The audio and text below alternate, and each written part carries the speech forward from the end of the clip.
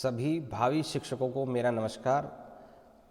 व्यक्ति अध्ययन विधि एक महत्वपूर्ण टॉपिक है जो कि बीएड फर्स्ट ईयर और सेकंड ईयर दोनों कक्षाओं में एक बालक का हमें अध्ययन करना होता है। तो आज हम उस पर चर्चा करेंगे। तो देखिए, शुरुआत करते हैं बिना समय गंवाए। तो देखिए, व्यक्ति अध्ययन विधि की एक रूपरेखा है, यानी कि व्यक्ति अध्ययन रूपरेखा, यानी कि जो केस स्टडी बीएड में की जाती है उसकी एक रूपरेखा हमने तैयार की है। तो उसमें किन चीज़ों को आपको शामिल करना है। तो सबसे पहले देखें कि हमें एक बालक का अध्ययन करना होता है इसके अंदर, और केस स्टडी का अर्थ है कि उसके पूरे अतीत का और बालक के वर्तमान में क्या स्थिति है उन सब का वर्णन उसके अंदर करना होता है।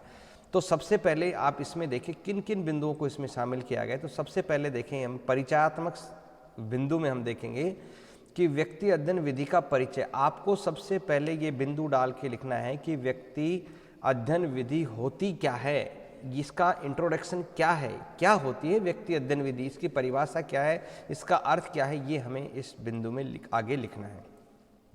दूसरा देखें, व्यक्ति अध्ययन के संबंध में जानकारियां का संग्रह करना।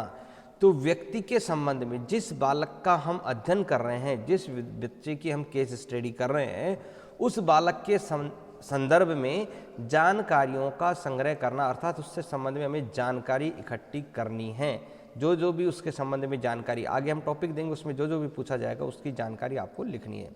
सामान्य परिचयात्मक विवरण, हम बालक की जो सामान्य परिचयात्मक विवरण है वो उसके अंदर लिखेंगे। सामान्य परिचयात्मक विवरण में कि जैसे बालक का नाम क्या है, बालक की माँ का नाम क्या है, बालक के पिता का नाम क्या है, बालक का जन्म कहाँ हुआ, ये सारी जो जानकारी है वो सामान्य परिचयात्मक में लिखेंगे। कितने भाई हैं, कितने बहन हैं, ये सब चीज़ें इसके अंदर आएंगी।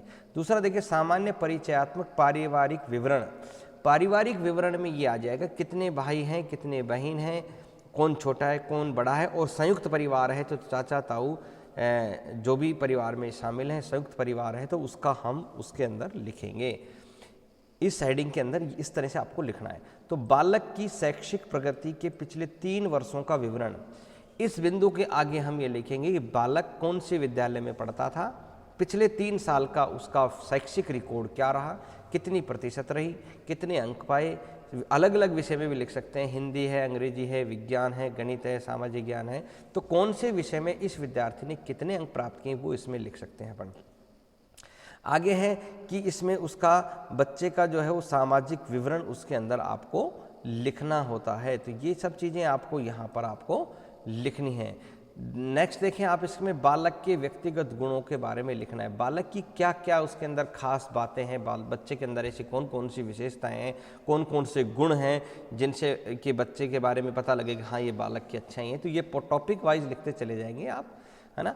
आगे देखेंगे बालक की समस्या के प्रति अन्य व्यक्तियों के विचार। अगर मान लो किसी बच्चे की समस्या में, मान लो कोई बच्चा अच्छे तरीके से बोल नहीं पा रहा, कोई तुतला रहा है बच्चा, है ना, कोई सही प्रकार से उसके शारीरिक कोई दोष है, या कोई मानसिक दोष है, या उसके अंदर कोई अन्य प्रकार का दोष है, ठीक है, अगर है तो बालक की उस समस्या के अन्य व्यक्तियों से उसके बारे में विचार जानेंगे कि बालक की प्रारंभ से लेकर के अब वर्तमान तक स्थिति क्या रही है। तो मित्रों, ये था हमारा एक बालक की जिसका हम केस स्टडी कर रहे हैं उसका परिचय युक्त बिंदुओं में हमें लिखना है, ये रूपरेखा है, ठीक है। दूसरा देखें, समस्या का विवरण। क्या समस्या है उस बालक को पढ़ने में दिक्कत आ रही है, बालक को समझने में दिक्कत आ रही है, बालक को देखने में दिक्कत आ रही है, बालक का जो है वो ठीक प्रकार से उसकी जो भी समस्याएं हैं सही प्रकार से उसका चयन कर हमें उसको लिखना है। नेक्स्ट देखें, शारीरिक बनावट।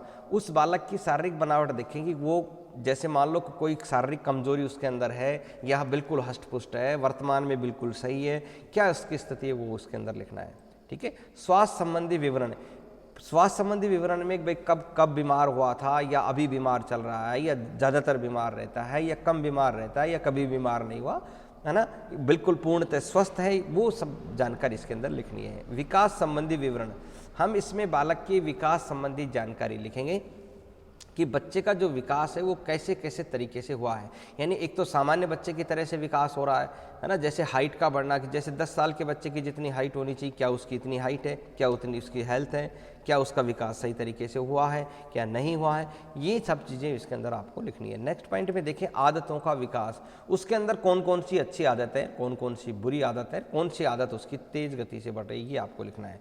वाणी संबंधी दोष, उसके बोलने में कोई कठिनाई है, वाणी का कोई दोष है तो वो आपको इसके अंदर जो है वो स्पष्ट करना है। नेक्स्ट देखें इसमें संवेगात्मक विकास, क्या बच्चे के अंदर जो मानसिक संवेगात्मक जो उत्पन्न हुए हैं क्या उनका विकास सही तरीके से हो रहा है, क्या उसको सभी प्रकार के सुख दुख की अनुभूति है, क्या वो बच्चा सही प्रकार से अपने बड़ों का सम्मान करता है, छोटों का प्यार करता है, क्या उसके अंदर ये सब विकास की भावनाएं हैं, तो ठीक है वो हम लिखेंगे इसके अंदर। आगे सामाजिक विकास का विवरण, बच्चे में सामाजिकता के प्रति कितना लगाव है, बच्चा सामाजिक रूप से लोगों से कितना जुड़ा हुआ है, वो हमें इसके अंदर आपको लिखना है। सामाजिक समाज में उसकी क्या गतिविधियां हैं, सामूहिक रूप से वो कितना जो है वो परिपक्व है, ये आपको उसका वर्णन करना है इसके अंदर। पारिवारिक इतिहास, हमें बच्चे के यदि मान लो वो समस्यात्मक बच्चा है, कोई ऐसी समस्या उसके अंदर है तो हमें उसके पारिवारिक इतिहास का भी वर्णन करना होगा।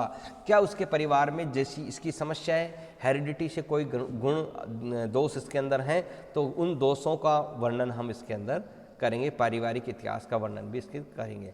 आर्थिक एवं सामाजिक स्थिति का वर्णन, उस परिवार के उस बच्चे की आर्थिक और सामाजिक स्थिति का वर्णन भी हम इसके अंदर लिखेंगे। 12वां पॉइंट देखेंगे बालक की व्यक्ति अध्ययन रिपोर्ट का सारांश। अब हम पॉइंट नंबर 1 से लेकर के और पॉइंट नंबर 12 तक हम इसकी पूर्ण जो कथा है, जो कहानी है, जो विवरण है, जो रिपोर्ट हमने तैयार की है, उस पूरी कहानी को हमें कंटिन्यू रूप से सारांश के रूप में लिखना है कि अमुक विद्यार्थी, उसके पापा का नाम ये, माँ का नाम ये, गांव का नाम ये रहने वाला था, ठीक है, उसके सामाजिक स्थिति ये थी, उसके पारिवारिक स्थिति थी, उसके गुण दोष जो भी हैं वो सारे संक्षिप्त में हम लिख देंगे। अब ये सब लिखने के पश्चात एक शिक्षक का दायित्व ये है कि बालक के विषय में शिक्षक के सुझाव, बालक जो है उस बालक के बारे में अपने सुझाव देगा। अमुक बच्चे में ये हम इस तरीके से इसको हम आदत बना सकते हैं, इसका इम्प्रूवमेंट कर सकते हैं, या ये बालक आगे इसमें इम्प्रूवमेंट कर सकता है, बालक के लिए अच्छा होगा, ये सब चीज़ों का जो विवरण आपको देना है। तो मित्रों ये केस स्टडी के बारे में 13 पॉइंट हैं। इन 13 बिंदुओं को लेकर के हम किसी विद्यार्थी के एक रिपोर्ट जो है वो तैयार कर सकते हैं। ये आपको केस स्टडी के अंदर लिखना है।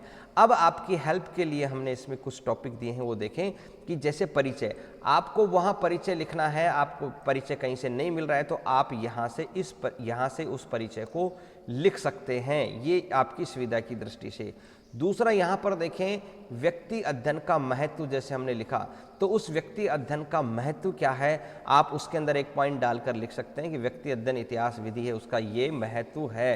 तो आप इस तरह से ये जो मैंने दिया है इसमें से आप लिख करके आप अपनी डायरी में तैयार कर सकते हैं। उसमें कुछ महत्वपूर्ण चीज़ें हैं कि व्यक्ति अध्ययन में कोई एक सर्वसम्मति विधि नहीं है, विभिन्न मनोवैज्ञानिक ने भिन्न भिन्न विधियां बताई हैं, परंतु सभी विधियों में कुछ तत्व समान हैं।